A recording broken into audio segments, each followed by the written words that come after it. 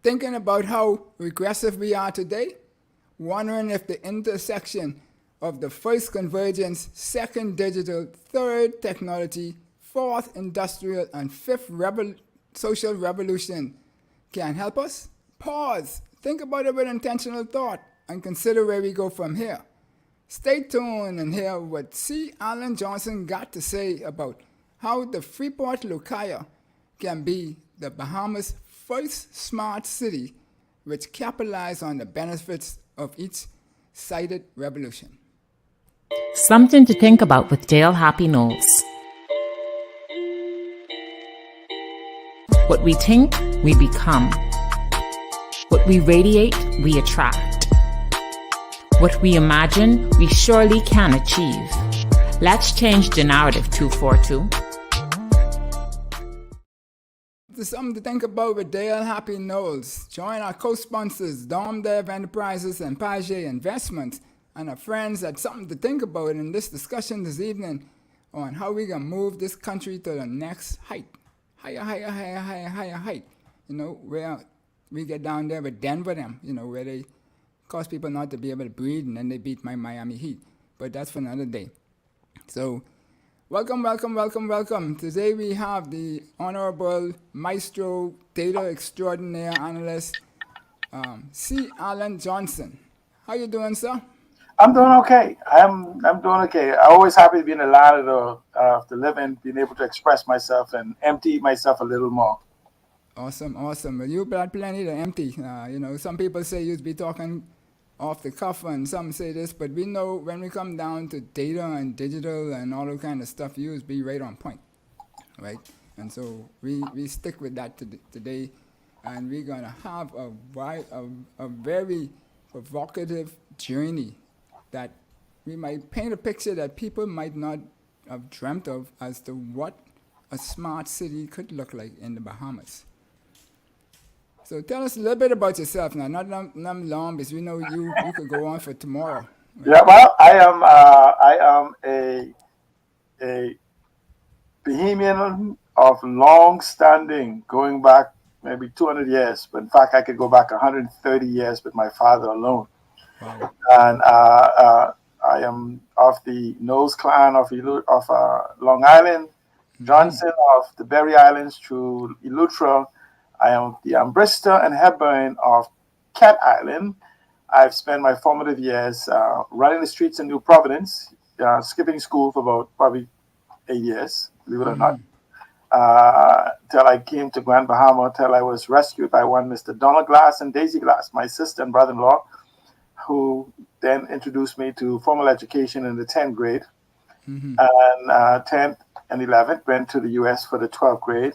Attended Florida Memorial University, had the opportunity during those formative years to, when I was introduced to card punch for programming. Right. Desktop wasn't a normal thing. I had the opportunity to be exposed to individuals at IBM, so I ended up working at IBM for a number of years during the formative years of the desktop and the laptop development. I've worked with individuals from the first incarnation of the internet from 1981.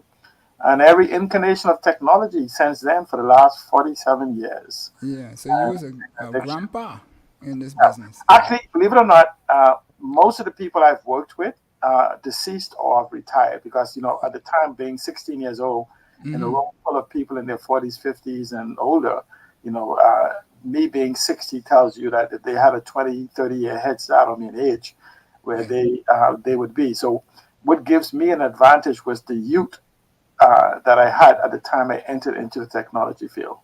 And so that gives me an advantage of still being alive and vibrant and being able to talk about it. Yeah, and you and your friend over there, you all have photographic memories, so that also helps a lot. But you know, during the lockdowns, you know, something to think about created this concept called the new built environment. A concept that pivoted on the intentional action and thought, and not the new normal, because I felt that the new normal was something that is just buck up with your toe wherever it go, and then you just fall into that place. But that's not really the place where we wanted to be. We want to be where we want to be, not where everything falls down. And so we say the new built environment was going to be able to put us on the road to create this $100 billion economy built on the pillars of sun, which stands for renewables. Then we have the sand, which is the bush medicines and the foods from the earth, etc. The sea, which is the marine safaris and mangroves and flats and all those things that we could capitalize on. People, the heritage, creativity and culture. And then we have digital, which is the pillar that we're going to talk about today. And smart country is what I was thinking about. People are talking about smart cities and the like, but the Bahamas has the most digitally connected country in this hemisphere per square mile. And I challenge anybody to show me where that is wrong, right? But, we might fluctuate in our quality here and there sometimes, but connected-wise, we are there.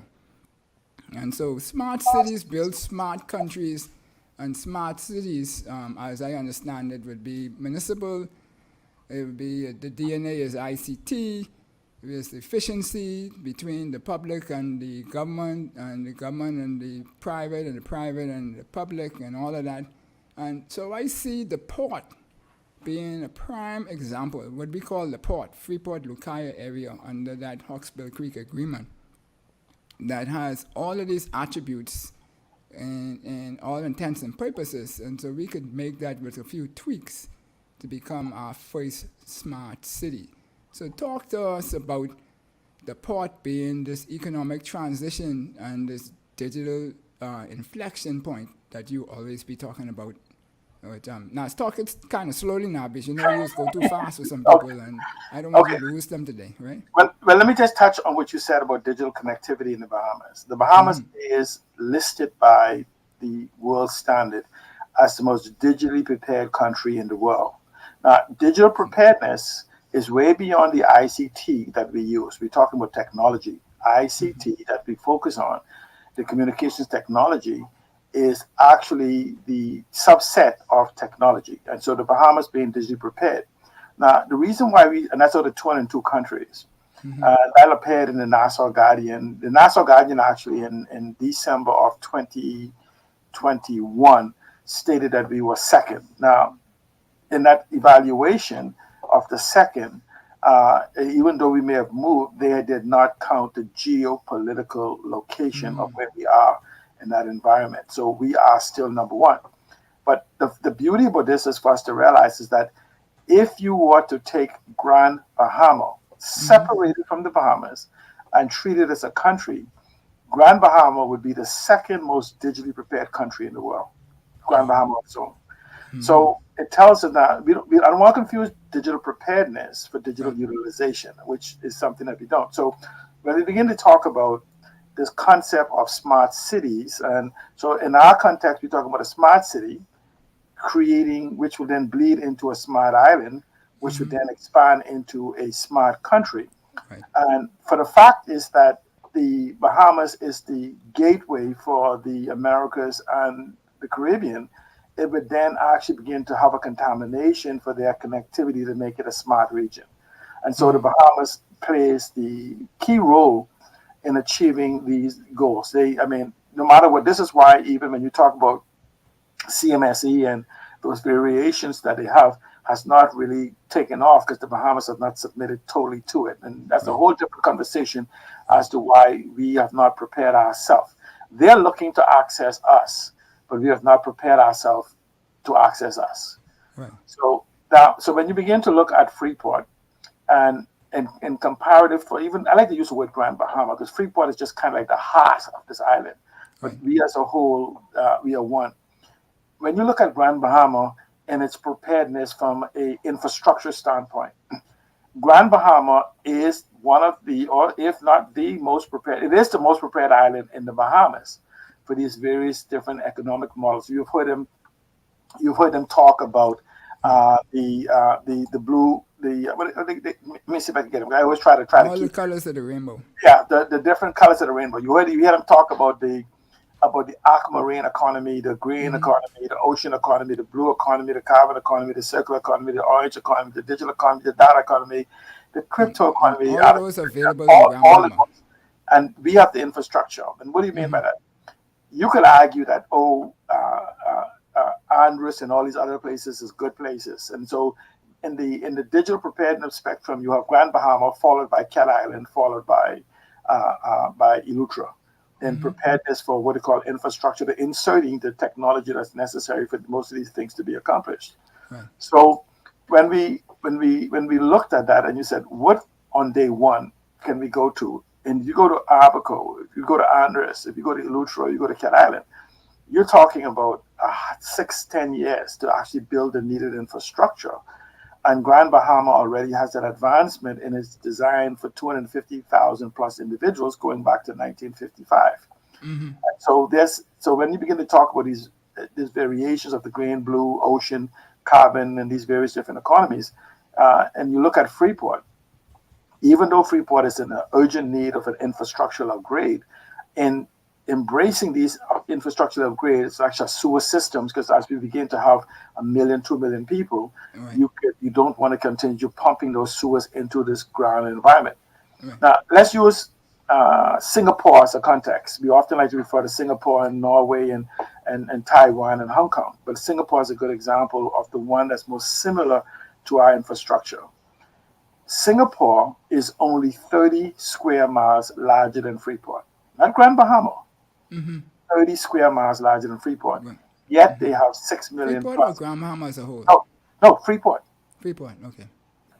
So, Freeport can fit in the Grand Bahama 3 times. So I just want you to see how we are compared to the capacity of holding people. So if Freeport is only 30 square miles larger, smaller than Singapore, and they have 6 million people, it tells you the potential of us holding 1 million, 1.5 million, 2.5 million people is not a far-fetched feat. Right. But we have to begin to have that conversation. And it's one of the things that, as we go forward, we're going to have a realistic conversation about immigration reform, because we cannot grow the Bahamas by ourselves. We need the intellectual capacity and technology. In the 80s, when I went to USTTI, which I think you probably know about them, I did a course, and I said a couple of times on the show, and the professor said, this would have been about 87, 88, and the professor said to me when he realized I was from the Bahamas, and he pulled out a report. It was on sustainability and telecoms and all kind of different stuff. And so when we pulled out the report, and he came up in short, to fast forward, it just said that the Bahamas, to be economically feasible, we needed to have 3 million people in our economy operating. And so, like you say, we could get to that. But whilst we moving that, Basil Liborn is saying good afternoon. Now that's the same Basil Liborn I know, or that's a different one? Because we in the Bahamas just have, like my dad had a couple of people named the same name kind of thing and what have you. And so, but welcome Basil. Ask all the questions to these 2 bald-headed people on the screen, because plenty of information in there. But I'll let him answer, so he could be the one to be held accountable versus me, right? But before you go see Alan, let me just say this here also, that when we talk about why I said Grand Bahama and stuff like that, because we started this journey to build these places around the Bahamas from in the 80s. When I came home from school, I came home right in time for the digital age, which would have been in the 80s. And so that was a banner that was put on my shoulder, which I didn't know anything about happening in the Bahamas, but I knew what I went to school to study, and I did digital microwaves and all that kind of stuff in engineering. But you mentioned all of these 5 different revolutions. So tell us now, does this intersection of all these revolutions happen in the same time? Do these enable the new built environment that I created? You saw the description on the screen, right? Yes, right. What happens is, What happens is that each of these, first of all, let me just break them down a little bit for you. Sure. The first convergence revolution is beginning. This is where you see us talking about AR, VR, extended reality, virtual reality, augmented reality, artificial intelligence, the metaverse, and things. These are not new concepts, but this is the first time in history that we can actually have these begin. And the convergence, meaning the merging of different forms of communications and media technologies that occur. These began in the late, we're in the 21st century. We're about 23 years into the 21st century. And so these were happening in the late 20th century, but earlier part of this 21st century. Mm-hmm. And what happens is you had distinct technologies in telecommunications. You had separation of telecommunication, broadcasting, computing. But now what you're having is an integration of these services, content, and devices as almost as one and the same. And so this is the first time we are in this type of environment in the last 2 years. And what accelerated this was the COVID era, when the need for adoption of virtualization and other things began to happen. Mm-hmm. Now we happen to be also in the second digital revolution, where the first digital revolution is considered to start probably around early 1980s, when the desktop computers happened. Mm-hmm. And so this is when the digitization processes began in a small type environment, and then we began to grow. Mm-hmm. Now, if you go back historically, these revolutions, as I begin to explain to them, over the 5 of them, existed as periods that barely overlapped each other. Yeah. So these are overlapping things where the technology revolution brought on the second technology revolution. The first digital revolution was the birth of the second technology revolution. And so, but now, so that the technology revolution was the birth of the third industrial revolution. Mm. And so, the need for technology and food and what brought on these industrial revolution was a social revolution, where humans behave and congregate and go to the cities and various different things. And so now you have these technology, where you say that the technology revolution, which is the third, it's advancement of like emerging technologies that are bringing about what is called a global, the way we do things globally, breakthroughs, and artificial intelligence, robotics, blockchain, gene editing, all of these different things are all part of it. We talk about autonomous vehicles. Right. So the fourth industrial revolution is where we basically have a digital technologies and physical systems begin to change and transform the way we live. You will hear people start talking about Internet of Things, or the connectivities and driverless cars and these various different type of things. And then the fifth solution is, because this metaverse is beginning to happen, you begin to see that move beyond a hypothetical societal changes. And so there's some dynamics by the combination of these emerging technologies that is beginning to shift and shape cultural behavior, because we're no longer limited by the location or the geopolitical influences. And so now you have the internet and all these different things are we say, like you say, the Bahamians are copying things that they see in other areas that they would have not been exposed to if not for the internet. Now, what happens is it's the first time in the history of these revolutions that they are all happening at the same time. That's where the uniqueness, and chances are they will probably never, ever, ever happen again. And so what we have now is a period in time that will probably never, it will definitely not be repeated for anybody that's alive today, being even born today, but probably will never, ever be repeated in our lifetime. To have this number of different revolution periods or revolution pathways happen at the same time. Yeah, I could live like Abraham, man. So don't say that. No, but guess what? If you and I can make it hold on for about another 20 years, artificial intelligence, utilization of artificial intelligence can enhance longevity, because artificial intelligence allows us to see the seen and the unseen, and to discover new medicines and new breakthroughs for longevity. And who knows, we may just move into that transhumanistic nature where we upload our minds and augment our organs. Like a friend of mine said in Andrews one time, like he don't want to live in that age when we started to go from analog to digital, because he was like, he don't know about all this stuff that we put in the case down there in the 80s and 90s, and he was an elderly man, but he was so used to just going in his field and doing what he had to do. But it's just a cultural shift and the mindset that we have to change as we go along the way. And so let me just say that cultural shift. Just let me say this, I'm going to come back to digitalization, but the key word you just touched on is something called digital transformation. A lot of people don't understand digital transformation is the people. It's Let's a take it one at a time, Sri Alan. uh, Digitization. Put it up, Madam Producer. The first one again. yeah, digitization. Okay. Digitization. That's when we be taking all our pictures and taking things from the analog to vision and put it up there Into a digital in the process, flesh. yes. Okay. That's the Right. Ghana's definition. Ghana is a well-respected entity in the technology world in Yeah, right. terms of all these kind of good Right. things. And And then so you the have next then one you would have be digitalization, digitalization, yes. right? So And hit that's that one, the next one. That's the right, definition they have for digitalization. And right. this is, and I asked Alan to go through all of this is because, we still have in this day and age people talking about if you want to hide stuff from the humans, put it in a book, right? And so they say that because they're trying to say that we illiterate and this and that.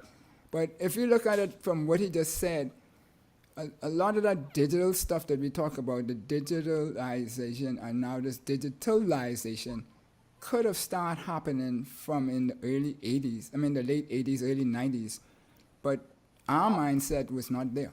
And But so but now back, we have a generation of people coming that is getting us there. And so we want you to go there. So let's go to yeah, the but last one, the let me just say, transformation, what he just mentioned.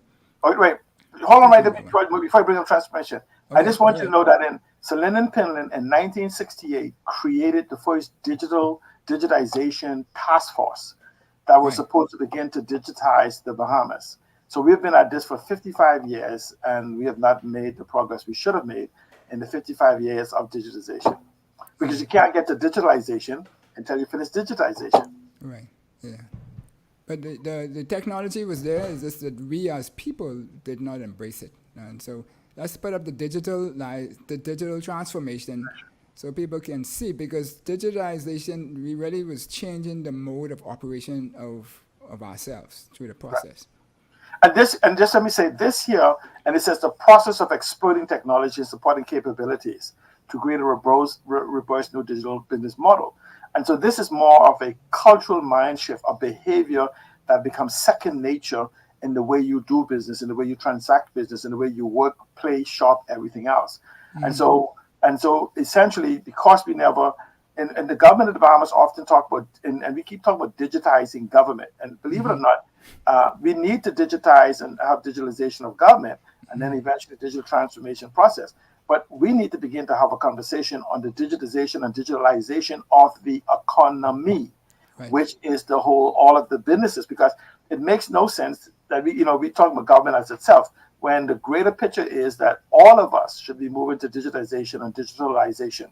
And so if we are to create Grand Bahama and Freeport and Grand Bahama by extension into the smart city model, the three of these is an absolute necessary. Necessary. There's no I think one this or the other or whatever. And these are processes that has to happen rapidly, because these economic models that we talk about, and right now the six most important, actually, let me count in my head, 1, 2, 3. Let's say the 9 top of the 30 economic models possible in the Bahamas. Let me keep them in my head. Okay, the green economy, the blue economy, the aquamarine economy, the carbon economy, the climate economy, the ocean economy, the digital economy, and the data economy are all important aspects that must be executed all at one and the same time. And these are all brand new economies that could very well become trillion-dollar economies over the next 10 years. Right. And so we have an opportunity when you talk about this $100 billion economy, and we talk about tourism, we talk about the transformation of tourism, we talk about the transformation of education, medicine, and the green, blue, orange, ocean, and these economies. The Bahamas begins to play a central role. And Freeport is the Hurricane Alley. We actually the headquarters of Hurricane Alley. And so all of this is where you talk about building resiliency Right. and looking for solutions from the effect of climate change and global warming. And so here it is that we have an opportunity for the world to look at the Bahamas, and more so Grand Bahama, for a solution-based environment. And so when you talk about the built environment, you're talking about utilization of these economic models Right. to begin the preparation of the necessary skill set. And then it goes back to the immigration issue I said to you, is we could move to protect citizenship that makes, drive Bahamians crazy. And once we put in legislation a means of protecting that, because understand, living in the Bahamas with a work permit gives you every right and protection under the Constitution except for two rights. And that's the right to vote to determine government. And the second is the right to transfer citizenship. Citizenship. And so if we protect those two major things, to say that you won't have a bunch of foreigners outnumbering us, so they'll have all the rights and privileges. I don't understand why anybody would come here, the 1 or 2 million people we have, and demand that they should have a right to vote to determine governance and a right to transfer citizenship. So, they don't do it in Singapore and Hong Kong, Taiwan, China, any place else.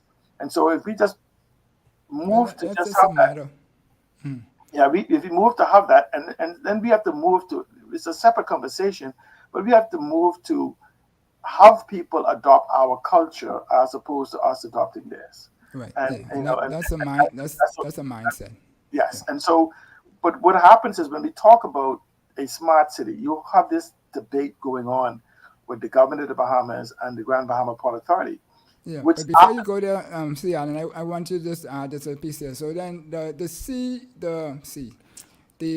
Hawksbill Creek Agreement was created way back in the 50s, and that whole mindset was based on an industrial engine with some support with tourism and other services and stuff like that being there. Yes. So that from its nature, from its birth, was saying that Grand Bahama was supposed to be this picture that we're talking about today that I think it's Wallace Groves. He mightn't have seen it that way, but that framework was there, right? But let me say this, right? They were utilizing, when you go back to 1995, they were utilizing the tools that was available at that time. But if you look at the Hawksbill Creek Agreement, it did not concrete us and our development. It provided some incentives for development. Right. The problem is it says 1955 for the, what is that, 65 years, give or take, we have not adjusted our economic development model. We have married the so-called industrial concept, and we stayed, we just cemented ourselves to the Stanford Science model of tourism. Right. And but we have ignored the fact that here we are, that in 1981, the digital revolution. Now, let's go back to even pre-2000. But that's why I'm saying that's where we are now, what we could build on because we have it. So, yes. But I don't focus too much on what happened or who did what. No, not happen. I'm saying to you is that the Hawksbill Creek Agreement, I hear people talk about getting rid of it. This is the craziest thing I ever heard. The Hawksbill Creek Agreement was the fifth free trade zone agreement in the world. But it became the standard, the gold standard, even today, of what a trade zone agreement should be. The fact that we have not utilized those qualities. So when people talk about getting rid of the Hawksbill Creek Agreement, they are conflating and convoluting the conversation concerning the municipal governance of Freeport with the benefits of the Hawksbill Creek Agreement. So we need not touch the Hawksbill Creek Agreement. However, we can look at how we have went astray from the intention of the Hawksbill Creek Agreement in utilization. So you say made me right into the very good question that you have. Can the Hawksbill Creek Agreement as we have it now, or with minor tweaks, make the port zone area, which you now define as Grand Bahama, not just the Freeport? Look, I'm easy with that. The first high efficiency and ease of doing business smart city in the Bahamas. Is that framework there for it? No, we need, in reality, there is about, I'll put no more than 50 laws that need some tweaking. Laws and legislation that needs creation or tweaking. That, like for instance, we talk about the DARE bill. We need to have some laws that deals with fintech, property tech, supervisory tech, trade fi for traditional fi, regulatory tech, and the likes. Right. We need some laws for intellectual property protection, data governance. It's a list of things. These are not major things that has to be accomplished. But if we were within 6 months, we could create the positions for these laws and the supporting policies for which these laws would be created. And within 18 months later, the world will not recognize Right. Right. Freeport in its growth. Because what happens is you're creating a fertile ecosystem where, where these major people will run to come to Freeport to help develop the needed infrastructure. Let me just Right. add one thing. We have this debate going on now with 5G, and it seems that we have come front and center that 5G is about cellular. If you look at the list of use of 5G, cellular probably is closer to 100 than it is to number one of what 5G is to be used for. And so, but that's the consumer mindset that when government is now talking about, oh, another cellular company, I'm saying, I don't issue 5G license and keep the cellular part of it for whatever reason you want. But the 5G license itself creates an infrastructural mega attraction for various different industries to come to Grand Bahama. And when we start talking about research and devices and buoys and things in the field, 5G is an absolute necessary. If nowhere else in the Bahamas, we could begin in Freeport. Forget the cellular. That's the consumerism aspect of it. Yes, we need to communicate and everything else, but with the 6E and Wi-Fi, we can accomplish those different things. Yeah. So, the problem we're having is that we have a way of just saying things like we say the green economy and there's no policy, the blue economy and there's no policy. No But we're getting policy. there though, because I mean, certain things getting put in place But slowly, right? right, but what I'm saying to you is that the world is not waiting for us, and so by the time we adopt our policy, it'll be old news. And so, like you say, you may have came up with a better formula than Coca-Cola, but to penetrate the market that Coca-Cola have is going to be a task. And so we have to try to be first to market. But that's the whole purpose of the new built environment, because we have to be intentional about doing that. And when we were locked down with COVID, and I shouldn't say COVID locked us down, but when we were locked down during COVID, then that was a time for us to really catalyze this and make this move faster, because people went into remote business and remote operations, which I was fighting for 20 years, and they became very efficient very quickly, and now people want to move back to the old way, and I'm like, why? But that's a different story altogether. But so the Hawksbill Creek Agreement can make this small city. So what are some of the components of that city that the people can touch, feel, and identify with? Because I always get this comment come back to me, it's like, oh, you're all smart people. Because they talk about technical people being smart, but that ain't necessarily smart, because C students high, B students, A students teach. That's what my mom used to teach me. So they could tell you where we fell, so at least where I did. And you say you was running behind not being in school. I was just trying to hold on to the boat. But so when we look at like that, what are some of the things that we could create in a smart city in that space, that the people could touch, feel, and become entrepreneurs or employed in, or whatever it is, however they want to practice in that space, that they could grab to and identify and say, okay, I will make this happen. I could run to Mr. MP, or I could run to whoever and say, let's make this happen today. Well, we don't need the MPs for anything except for legislation, policy processes. Well, that's the part would count right now. Right. So what happens is that what you need right now. I'm going to use what is familiar with the people, education. Okay. We will become a hub for education. Let's use an example by putting in a 5G infrastructure and having an actual strategy for having an remote educational ecosystem. You have thousands of people per month that is denied entry into the United States.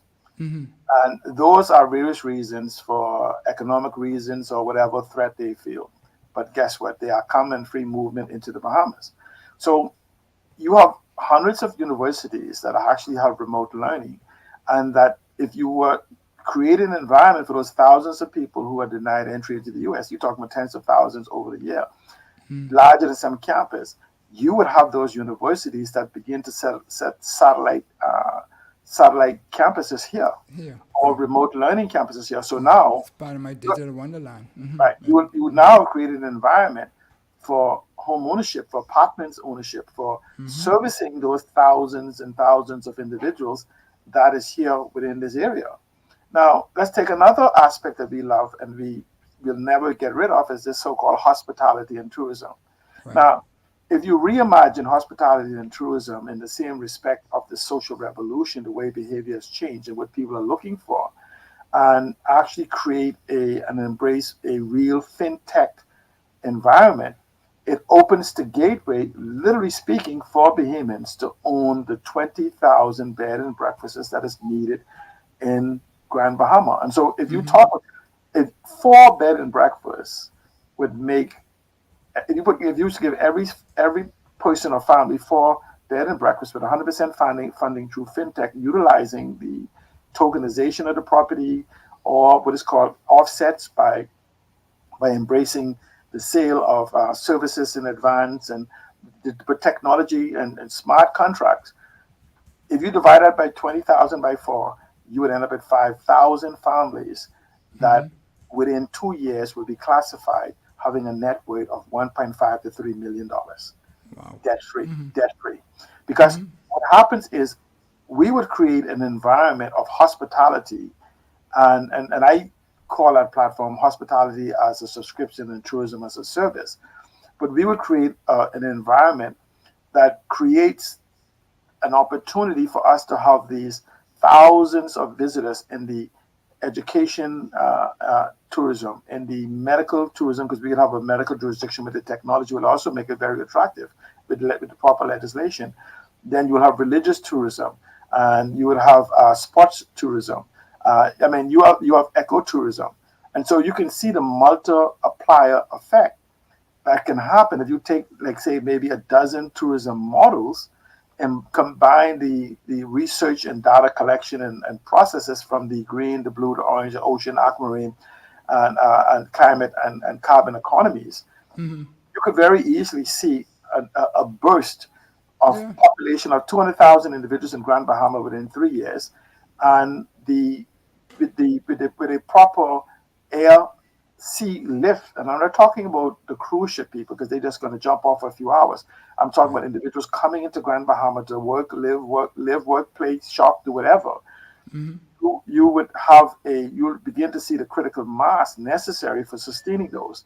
And so now we have thousands of individuals that are coming here to experience the beauty of Grand Bahama, and using the built environment, we're going to build resilient housing. We're going to build hurricane-resistant housing.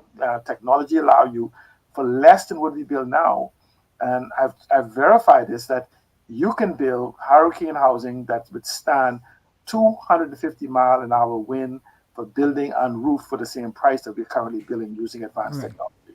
Yeah. And so we could create a almost like a utopia what people want to, and which will be real, of where individuals will come and experience the beauty of the Bahamas, to do research, to do education, to experience medical tourism, to do so much different things.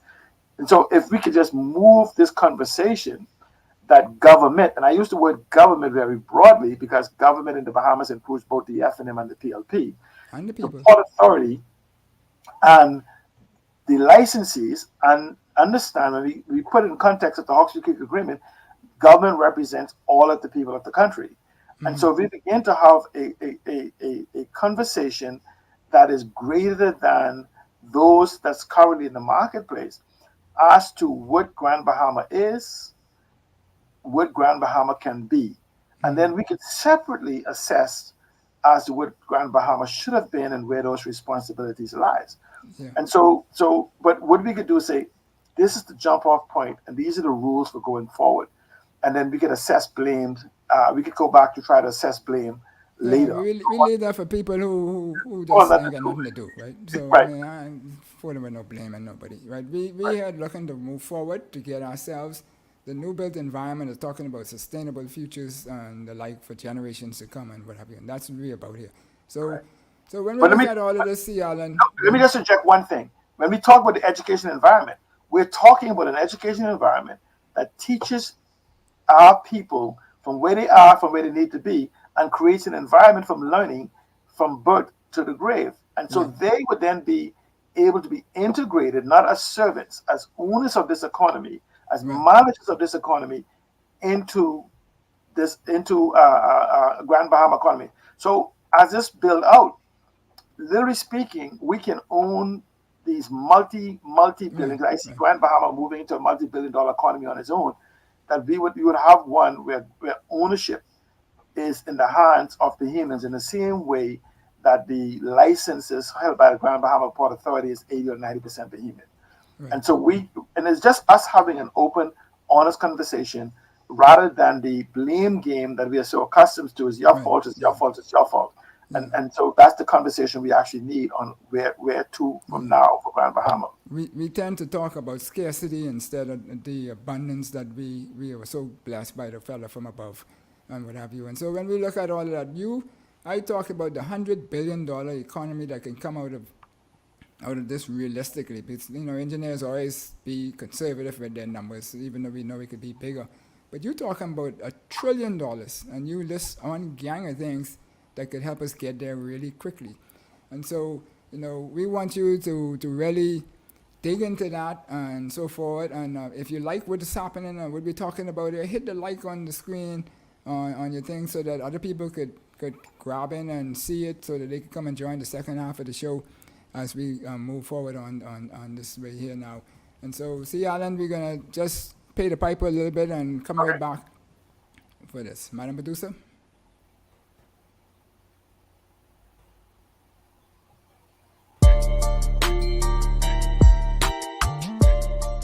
Every scoop, lick, and savor is a smile and memory being made or reminisced.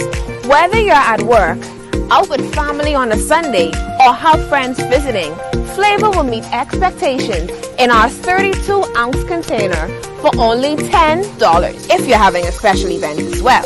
Exotic flavors ranging from soursop to Guinness is definitely worthwhile.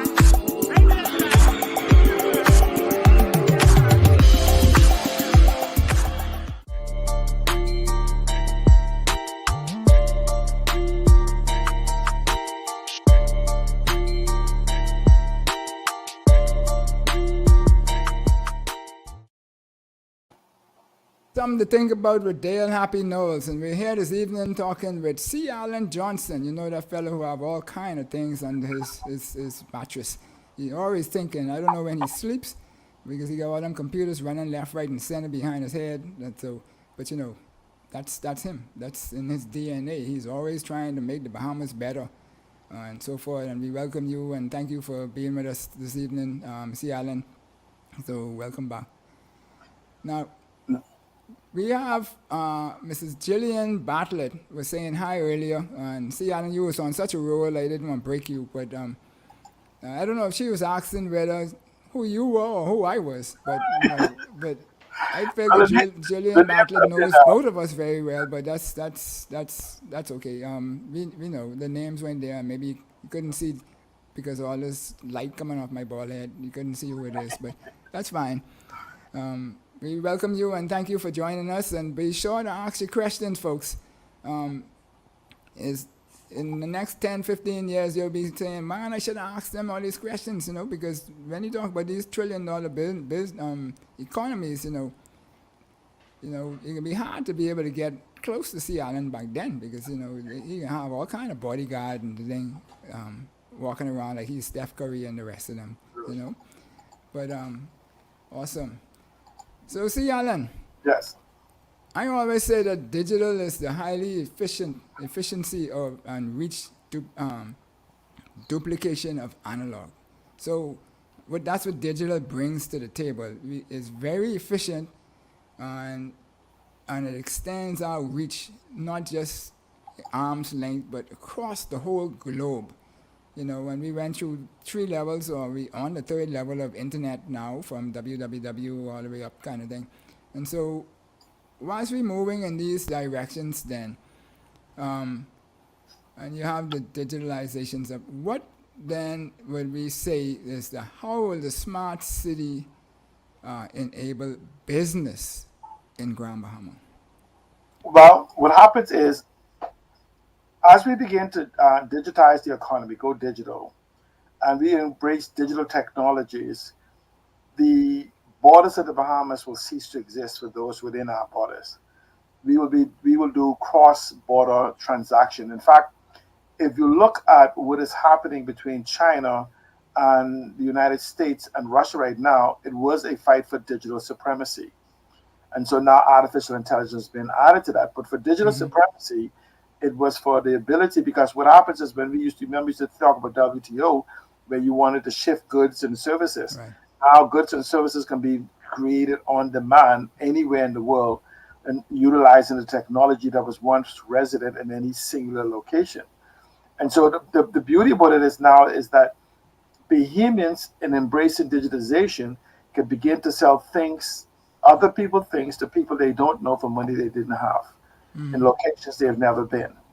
And so what happens is, you have lawyers that, when digitization comes in, digitization touches the things like the knowledge economy, where you can begin to sell your thoughts. We've seen people trying to embrace the influencer type models for marketing and advertising and selling products or selling themselves. Now you have lawyers and engineers and architects and various different things that, when they digitize their tools, like the computational power of the equipment that you would normally have on your desktop is now moving to the cloud and moving to the edge, which is just simply the cloud closer to you. So you can now literally have the punching power of the big firms for engineering and for architectural drawing and for renderings and the likes. And so what it does, it basically, digitization does what you hinted at. It enhances our ability to do what we have always been doing. We do things faster, stronger, quicker, and more wider. And digitization also allows us technologies to see things that we didn't see before. And this is what artificial intelligence somewhat is, because artificial intelligence is digitization on steroids. And so I use the expressions that you look up into the sky, and from thousands and hundreds of years ago, we thought there was a certain limited amount of stars, a certain limited amount of galaxies, etc. And so we saw it the darkness.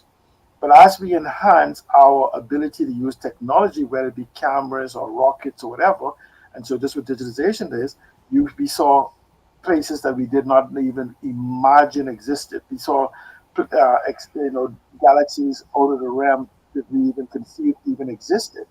And so what it does then is that it reveals not anything new, is what you have failed to see in that darkness. And so it's individuals that can capitalize on the exploitation of this dark matter, the light among the dark matter that brings the power. And so when you begin to look at tourism, where we have the habit of jumping on planes and carrying posters and things and talking to individuals that sell tourism, individuals themselves with let's use an example. I said, if each person had a fourplex involved in the bed and breakfast.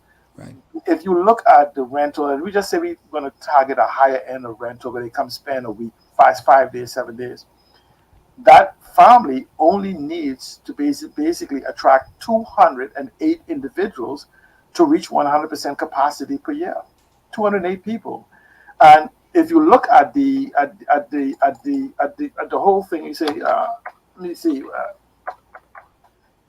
Literally speaking, you would say that in that easily, that family would have a revenue easily of $350,000 a year in profits, generating, because they would have some 0% financing, some pre-sales, etc., whatever, and so they would really not have a mortgage.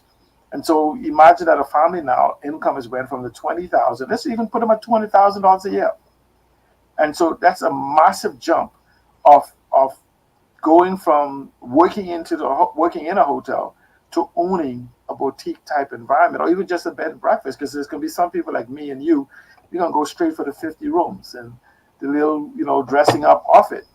And so, but what happens is that we have now begun to own that type of environment, but now we are now having person-to-person conversation across the world instead of going to a travel agency and the like and giving bed and breakfast our 18% and giving these other people marketing these different dollars.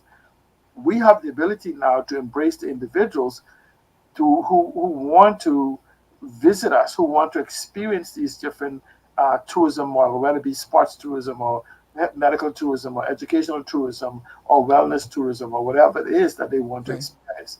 So we don't need middlemen, because technology would be the conduit that actually takes us to these individuals. So that means more dollars for us. And so now you have doctors embracing into this technology that can see clients from around the world, because we would have had the legislation and regulation that allows them to deal with people in other jurisdictions without them having to physically be here. And when it's necessary for them to come here for whatever treatment, whatever else, they can come. And so this so-called digital economy is a transformational type environment. Now, you have to understand is that, believe it or not, probably 80%, 90% of all individuals born since 1981 is fluent in digital. Right. And the problem is that there is no environment. It's like saying you learn to speak a perfect French or language, and nobody else in the country uses it. So the fact that you have this ability is of no value to you. And so digitization allows these so-called young people to be able to tap into this environment. Like we say different things right now, the orange economy, the creative economy. And artificial intelligence is both disrupting those as well as creating the environment for opportunities to individuals who knows how. And I put to you that there's sufficient behemoths, and I used people talk about the behemoth being brain drain. I personally don't believe we suffer from a brain drain. I think what we suffer from is behemoths who have parked themselves offshore, waiting for the opportunity to come home. Yeah. We have just on that same point, that I said to some esteemed people the other day that it's not really a brain drain either, because a lot of them never really provided productivity in country, because a lot of them would have been outside of country when they got their knowledge, and then they stayed out of the country versus being here and producing and then take it someplace else. But Jillian Bartlett was kind enough to drop a couple of questions towards you, and and before we ask that question, just to state that 3 million people in our economy, what you just explained, gives the people in the Bahamas reach to those 3 million people with ease through the digital services being exported to across the world, whether it's from people who are actually Bahamian or not Bahamian in our country, and so we will reap the benefits from all that. So Jillian is saying here that so see, Alan, is it a reality to say that Grand Bahama will finally catch up with just rebuilding Grand Bahama? Question 1, what do we need to digitize in Grand Bahama? And the second one, I guess, is it more the government department who are late, or private sector? Well, let me start with the bottom one. The last one is both private and government. Because government job is not for the digitization of the economy. Government job is legislation, policies, procedures, and processes. And those creates the environment for government to come in. Now, let me add one other thing to immigration reform. We need to have land reform, because as we begin, and this is what Singapore preserved ownership of 85% of its land for citizens. This would allow behemoths, as those 3 million people come into the country, to benefit from, whether it be a sovereign wealth fund or from ownership of these land resources as they begin vertically, because these people need places they're going to need places to sleep and live, that we can create an environment for economic empowerment of behemoths. And so these are all part of the whole process when you say what it takes to digitize government. Government creates these policies and procedures for enabling these things to happen within the country. You know, that we say government does not build a 5G network. It creates an environment that an individual will come here seeing the benefits of building it for profit in the environment, and government would set that guidelines to make sure that the profit is not one of exploitation, that just makes the place a negative to be. Yeah. And so since government owned the spectrum, and we've been giving away our spectrum in the Bahamas in this new environment, a 5G spectrum could be worth hundreds of millions of dollars over the years. And so we need to not just simply say, oh, we're going to open up the spectrum for someone else. We need to keep ownership of our spectrum in a sovereign wealth fund and begin to take partnership in as part of what is called national security interests for the development of these networks in our country. So Grand Bahama, no, but Grand Bahama not will be. We have to make the deliberate decision for Grand Bahama to become. Right. Okay, and because if we keep doing what we're doing, we will continue to get what we get. And so what we have is that we have to be careful now. We have a love of sending midgets with microphones into parliament, into government positions through family, friends, and lover appointment, and sent abroad to represent us. And so they go abroad and be found wanting.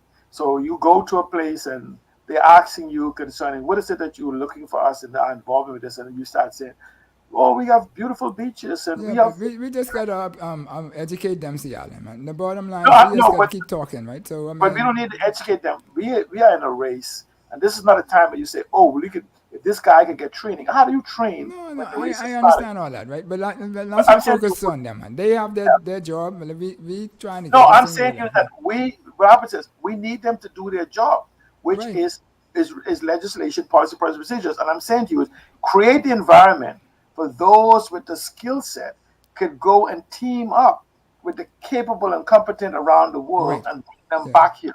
But that environment existed before. We just need to re-implement it. That's all it is with that. That's a simple one. And I think as we move forward, more and more people are catching on with the same because the global world is talking about it. And we in the Bahamas like to follow what the global world does, and so forth.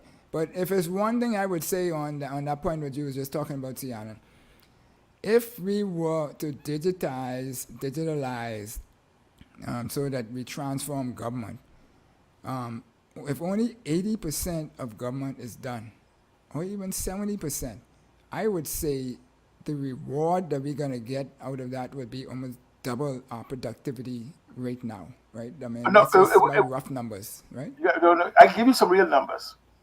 This is why the digitization and digitalization of the economy has to happen simultaneously. Because this is why government has not been digitized.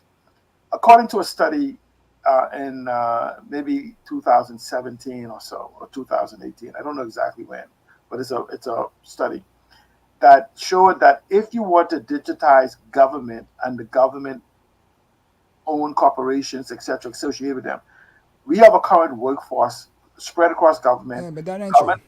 Of that? That ain't true. No. I proved that in my former place of employment that stuff where people believe that when you put these things in it, all you do is you repurpose people. But this is the point. This is the point I'm saying to you. Let me just finish make my point. Okay. That running these government-owned corporations and the government itself can be run with 7,500 people rather than the 30 to 40,000. And this is why I said to you, at the simultaneously, we must create an economy that those individuals can be upskilled with new skills to be able to move into that economy. Because as government becomes streamlined for the effective running of a country, we're going to need more people on the outside of government to run an economy of 3 million, 4 million people. Right. But we don't need it because government doesn't run economies.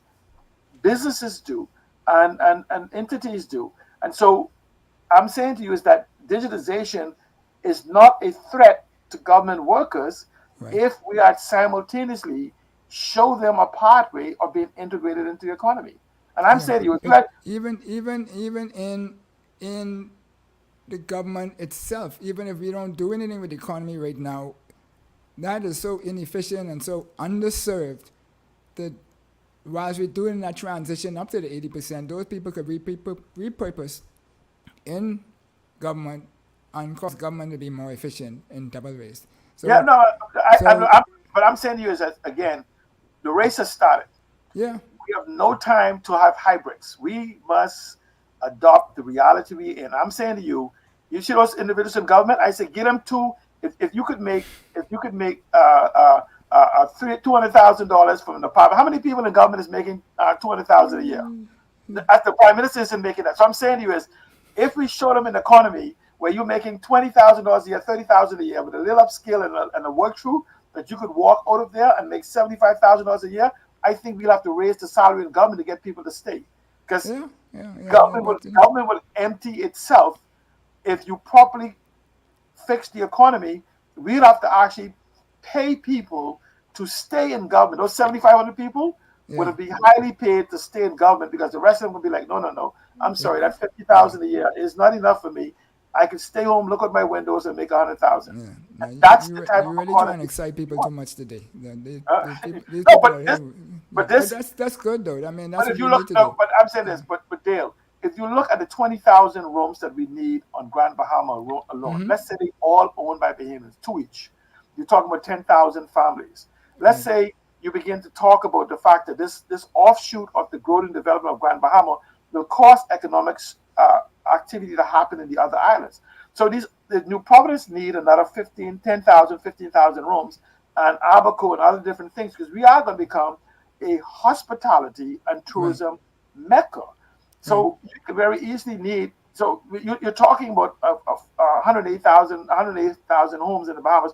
You're talking about certain immediately 25,000 of them into the class of making $200,000 a year within that household, which they don't make cumulatively right now.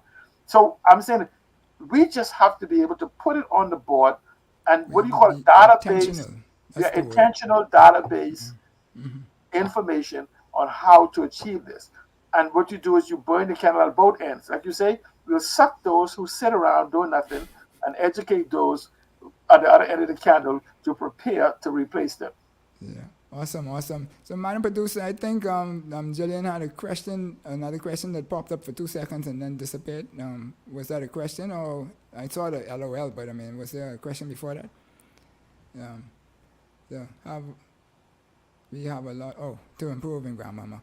But not necessarily. We have to open the gates. That's what we have to do. There's a lot that is already there. The foundation is already there. There's people.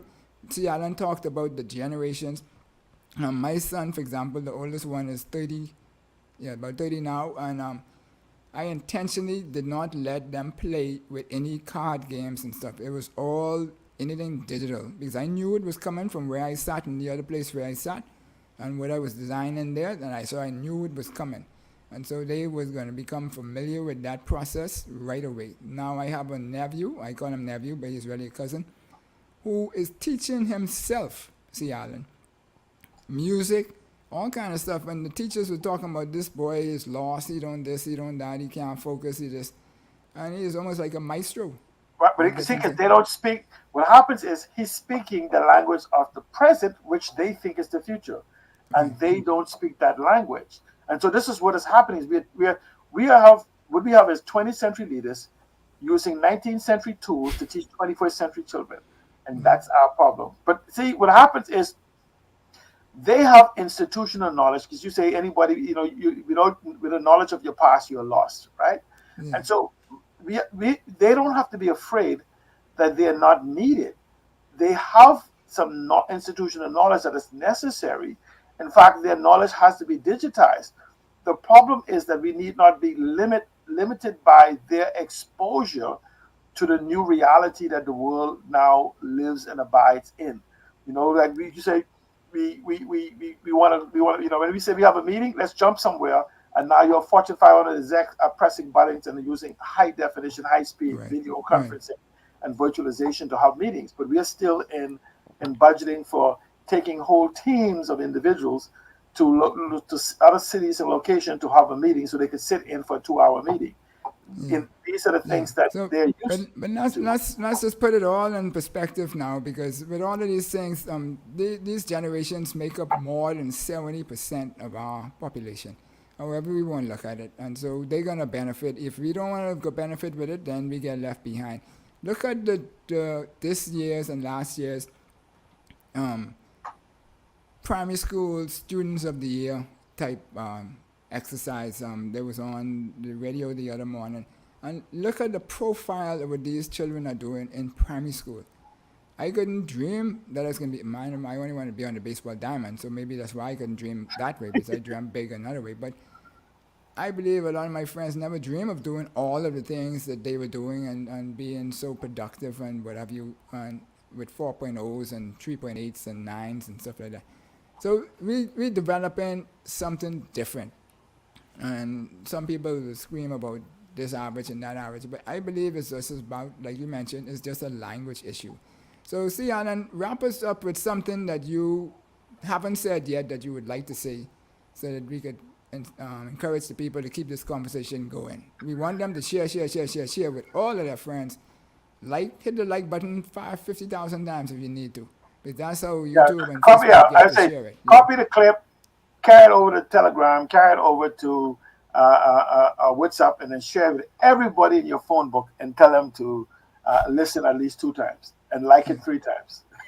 But wrap up something on. I would like to tell us that we are only limited by our desire to achieve that which we seek.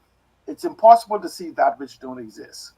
Other than that, you're greater than God. So if you can see it, you have to just make a decision to make it a reality. I am a strong believer that everything we need to build the Bahamas is within the Bahamas and within us. It is just required for us to lay down the partisan politics and realize that whether it's the hole in the front of the boat or the back of the boat, the whole boat will sink with all of us. And it's time for us, and you spoke of the 70% of the population that is born since 1981 in the next election, we call them millennials and Gen Z.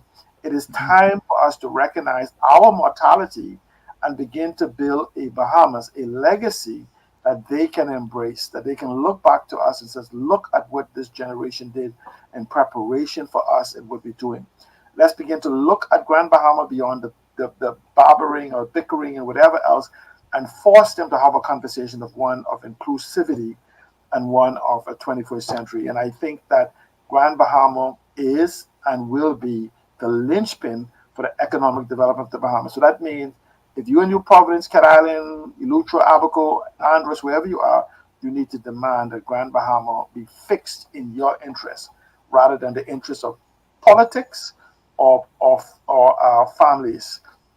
Let it be fixed for Bahamians so that we all could benefit, and the politicians would benefit, and these families that supposedly own the assets will also benefit. Thank you so much. Thank you, C. Allen. And if I could just add this one little piece on that, if the tourism industry that we're very much familiar with, we're only scratching the surface of that. Yep. So if we digitize Grand Bahama and other places, then that is going to even go even greater. So thank you for sharing all of this knowledge today. We hope the show has been of value to you all out there on Facebook, social media, around the world, up there in Canada and Ireland, all you got people, Chilean, and those. Hit like. I can't say it enough. Hit the like. Share. 50,000 times. However you want to do it. Right. But get the message out, because this is critical, folks. We're going into 50 years, closing up the first 50, and we're going into the next 50.